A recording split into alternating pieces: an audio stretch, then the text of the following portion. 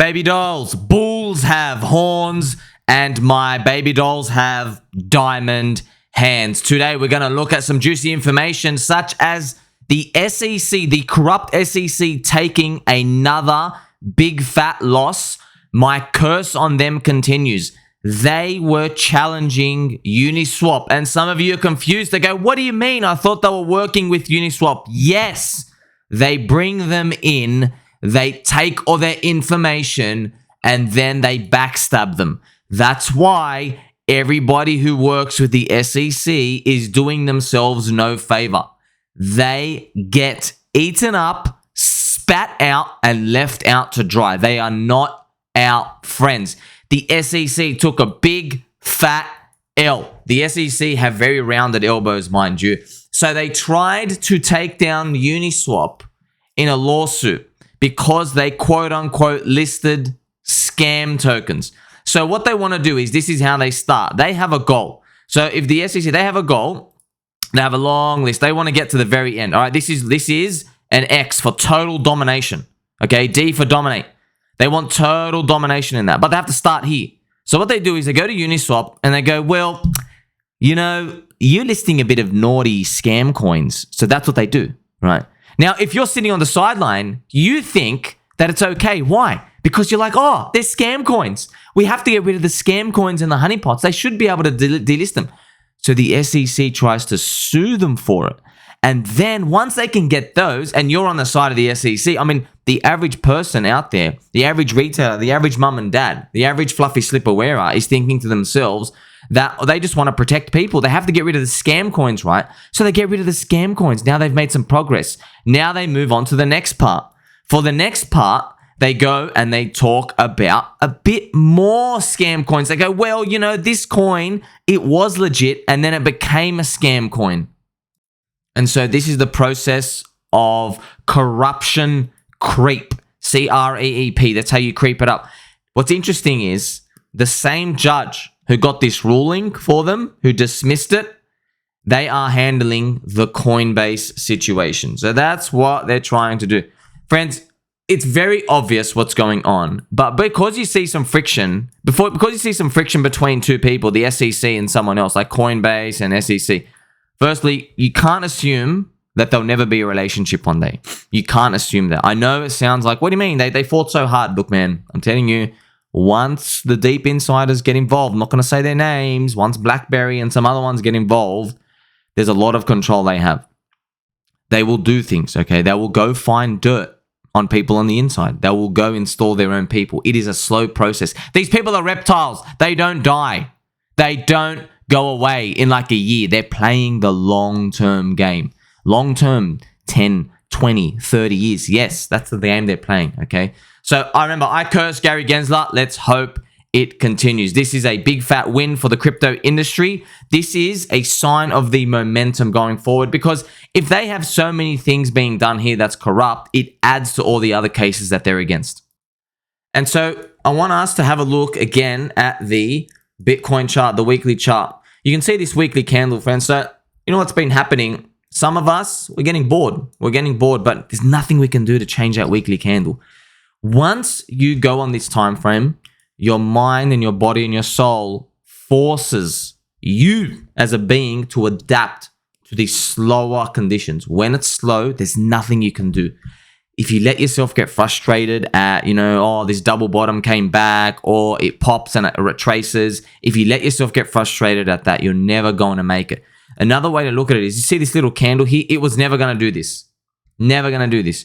I know we have these dreams about Bitcoin and undiminishing returns and then just going parabolic forever, but there's nothing we can do about it. We literally just have to let the candles just print. Now, I don't know what's going to happen from here, but hey, we just have to let the candles print. And look at that. That's time. That's time. We've got to make it to 2024. That's all we can do. But we can have some fun along the way. So Bitcoin, the cycle, repeating the past. Here I ask you the question: will the SEC rescue themselves by approving a Bitcoin spot ETF? I have the chart here to show you. You can see this tiny little zip down here. You can see it here. We are somewhere along this line. I mean, the orange line is the Mt. Gox Ponzi cycle from 2015, when Mt. Gox did 80% of the world Bitcoin volume and it went down. So it's like a ghost of the FTX collapse. And it's fascinating to see that the human emotions are playing the same way. Hope and disbelief, rinsing out. So we are now waiting for this part. And I know it sounds crazy. What's going to bring us up there? I don't know. Maybe a Bitcoin spot ETF. And we're going to speak about that as well. The odds of the Bitcoin spot ETF coming out have now risen, which is fantastic to see. So is this going to play out? Don't put your hopes latched onto these charts because they're just squiggly lines. Anything can happen. We don't actually have to play the cycle. What if the S&P's done? What if the insiders want to do something? You know, you never really grasp what's going on. All we can do is guess. And I'll tell you something right now. If you go back in history, it doesn't even matter that you didn't know what was around the corner. But what matters was your core principles, which was, I'm holding for another 2 years. I'm holding for another 3 years. I'm in this for the long game. That's actually the only thing that matters. That's the only thing you can control. How long you want to be in here for. So despite that we know that the SEC is corrupt and incompetent, and I'm very close to dropping the incompetent word because there's just so much evidence showing that they are not incompetent. They know what they're doing. They're just like a crooked police officer going and arresting people without telling them why they are held up, ever. That's how bad it is. It is not done by accident, okay? It's done on purpose. They got a phone call. There's phone calls, there's meetings, there's higher ups. And the guy, just reverse engineer it. Isn't this what you would want to do if you wanted to keep the sanctity of the US dollar? If you were the banking establishment, this is exactly what you would do. Even though it's against the people. It doesn't improve the people's lives. It harms them. So here I am mentioning to you, we do need a distraction. So Gary Gensler, the semen demon, he definitely needs a distraction. He knows his job's on the line. And this is the sad part for them. The sad part for them is if they actually remove Gary Gensler, then they have to put someone soft on us. And that means another 3 to 4 years of innovation moving forward. They're not going to like that because it's the industry is going to go further away from them, which is the banking establishment cartel, the US insider Fed, the puppet wings, the puppet masters who control the puppets. So if we move further away from them, they don't have their tentacles in anymore and they can't make the money, they can't get the control, they can't get the domination. So they're caught between a rock and a hard place. They're probably having meetings right now. They probably are talking about it right now. I'm not even making this up. They're probably deciding, crap, if we get rid of Gary, we've got to put someone soft. So how about we tell Gary to give him the spot ETF and then we'll go screw him later on in next year. That might be what they're thinking. You got to think about this, friends. It is 4-dimensional chess. It is exciting. There's nothing we can actually do about it. But just know that, doing massive leverage long on your home at Bitcoin 80K or Bitcoin 60K is not going to be a good move at all. Don't do any leverage up here. I don't trust any of them.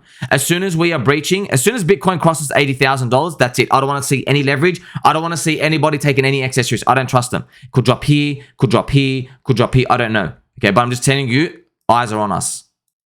And I have a comment here from Hex Solel asking, fire Gary Gensler now. What is taking so long? So that's why I've just answered it here for you. Coincidentally, before checking this comment, now you see why. It's because they don't know what to do. They're playing their cards.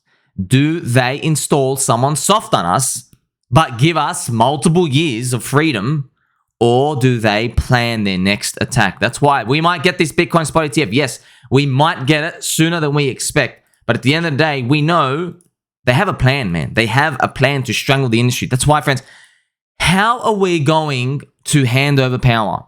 We can't hand over power when we're going up. We hand over power when we go up, they get everybody long and then crash. Then we hand over power. And that's not me and you. It's the new people coming in. Because who's going to push up this Bitcoin up 2x? I know it's just a 2x, but who's going to push it up? It's not going to be any of the couple of million people that we know. It's going to be the 100 million plus people who come in from the Bitcoin spot ETF who are putting in their little life savings here and there. They're the ones who are going to make it go another 2 to 3x. They are buying the bags, even though the Bitcoin maxis and the OGs and everyone knows they are not early. They're not even close to being early. So all we can do is have some fun and have a look at the fractal behavior, which I love looking at. It's just so crazy how they repeat. It really is something to do with Newton's law, psychology, the pricing mechanism. It is what it is. It is fascinating that markets will always do this fractal behavior. If you want to know some secret trick, friends, what you do is, in every cycle of Bitcoin, I've actually gone through and I've done this. In every cycle, you can go on to lower time frames, and lower time frames will emulate what the bigger time frame chart did. It's very fascinating. And you see this double top, it actually did it like here as well. It did the inverse of it. There are other scenarios as well, which I've got here for you right now. This was, so down here, what we're looking at is right here, the November collapse. We're going to look at this part right here, this little part right here.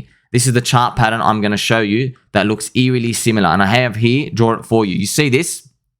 You can see these little pop-up, and then sideways, and zip up, sideways, zip up. That's exactly what happened in November collapse. It's crazy why it happens. No one can explain it. It's just something that occurs in markets. And then in the next cycle, if there is another cycle, hopefully, you're going to see the same thing. But it's not going to be this pattern. It's going to be some other repetition of what it did before. And it's very interesting to think maybe we're just all fractal energy itself. I know there's a lot of these philosophy and religious spirituality things around that. And scientists have shown that. I mean, it's crazy that they show up in a degenerate price chart for our crypto Ponzi's. Isn't that funny? So what we're looking at, right? The Bitcoin FTX collapse, and then Bitcoin today. We're waiting to see if it fades down, or is it going to continue up? That's all we're waiting for. And we'll end it with the juicy altcoins.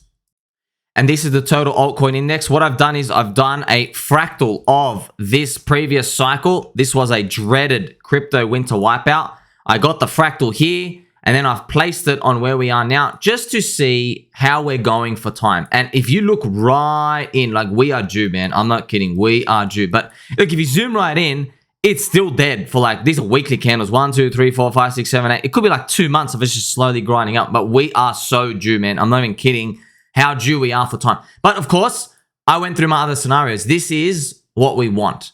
The bad scenario would be if euphoria happened at the end of 2021, which means we actually lost time, which means, oh man, we're not getting anything until September 2024.